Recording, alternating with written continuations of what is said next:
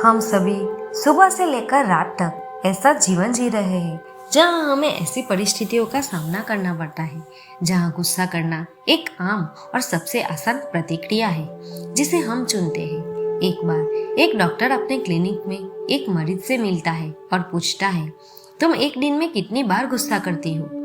मरीज ने जवाब दिया कि मैंने कभी गिनती नहीं की, लेकिन मुझे लगता है कि एक भी दिन ऐसा नहीं होता होगा कि जब मैं गुस्सा न हो, अपना आपा न खो। मैं अपने पति, बच्चों, नौकरानी या यहाँ तक कि दुकानदार पर भी गुस्सा हो जाती हूँ।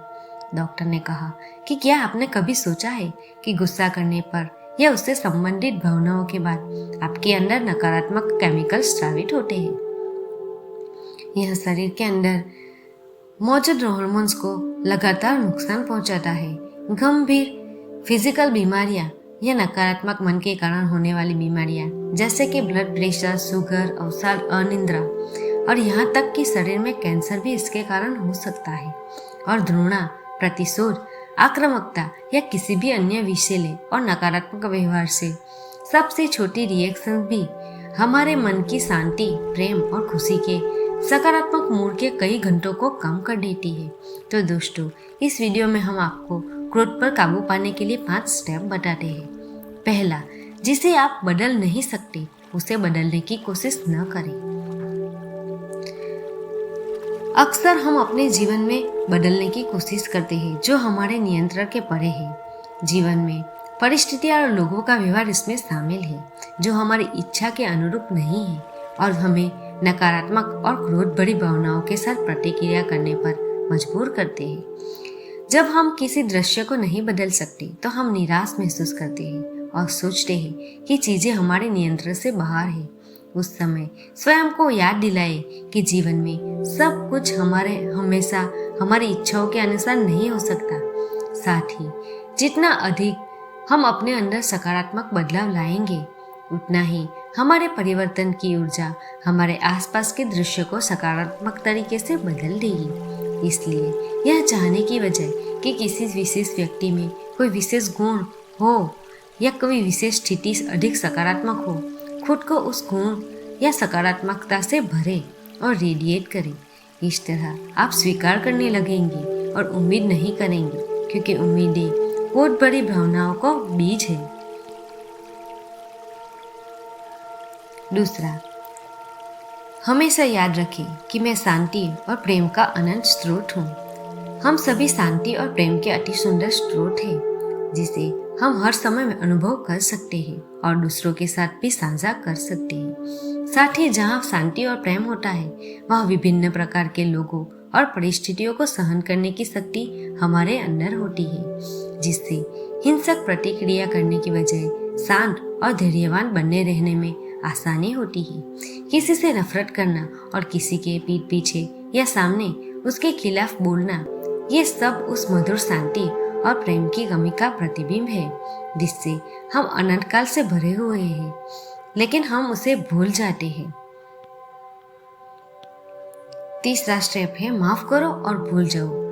क्या कभी आपने पूरा दिन किसी दूसरे व्यक्ति के नकारात्मक कार्यों के बारे में सोचने और उन्हें अपने मन में अलग अलग रूप देने में बिताया है, जो न केवल नकारात्मक है बल्कि आपको आंतरिक रूप से चोट पहुंचाते हैं? आपके दिल में भरी हुई ऐसी ठेस भावनाएं कदम कदम पर गुस्से का कारण बनती है और आपके मन को हिंसक बना सकती है। इस प्रकार का गुस्सा अलग अलग स्थितियों में फैल सकता है, जिसमें आप और अन्य लोग शामिल हो सकते हैं, और जरूरी नहीं कि गुस्से का कारण वही व्यक्ति हो। क्षमा करने और भूलने के लिए भावनात्मक शक्ति की आवश्यकता होती है। प्रेम से उत्तर देना और क्रोध से प्रतिक्रिया न करना ही कर्म द्वारा क्षमा देना है। क्षमा करना माना बिना शर्त प्यार करना है। भूलना माना स्वयं का कल्याण करना है, क्योंकि न भूलने के कारण मन में होने वाली हिंसा मन, शरीर और रिश्तों को अत्यधिक नुकसान पहुंचाती है। केवल जब आप क्षमा करेंगे तभी आप भूल सकेंगे। क्षमा करने के लिए याद रखें कि हर किसी का मूल व्यक्तित्व मधुरता, शांति और प्रेम है, और किसी की नकारात्मक टिप्पणी या कड़वाहट से भरे भरपूर कर्म उनके अर्जित नकारात्मक संस्कार का परिणाम है, जो अस्थायी है और जिसे दूसरा व्यक्ति दूर करने का प्रयास कर रहा है। चौथा, मैं ही सही हूं कि अवेयरनेस को छोड़े। गुस्से से भरे रिश्तों का सबसे महत्वपूर्ण कारण अहंकार है कि मैं सही हूँ और दूसरा व्यक्ति गलत है। जितना अधिक अहंकार उतना अधिक क्रोध। अक्सर जो लोग परिवार में या कार्यस्थल पर बहुत मूडी होते हैं और हमेशा दूसरे लोगों पर चिल्लाते रहते हैं और उन्हें गलत समझते हैं, वे बहुत अहंकारी होती है। इसके अलावा क्रोध का एक बहुत ही सामान्य और नकारात्मक रंग है व्यंग्य। लोगों के कार्य पर व्यंग्यात्मक टिप्पणी करना और हमेशा यह सोचना कि मैं जो सोचता हूँ करता हूँ वह सबसे अच्छा और सही है। दूसरी ओर जो व्यक्ति अपने अहंकार का त्याग करता है वह बातचीत में बहुत मधुर और दयालु होगा, भले ही दूसरे व्यक्ति ने वास्तव में कुछ गलती या की हो। दूसरों को निर्दोष समझने और अत्यधिक आलोचनात्मक न होने के लिए एक बहुत ही सरल अभ्यास यह है कि हम प्रतिदिन मिलने वाले प्रत्येक व्यक्ति में कम से कम एक विशेषता देखें।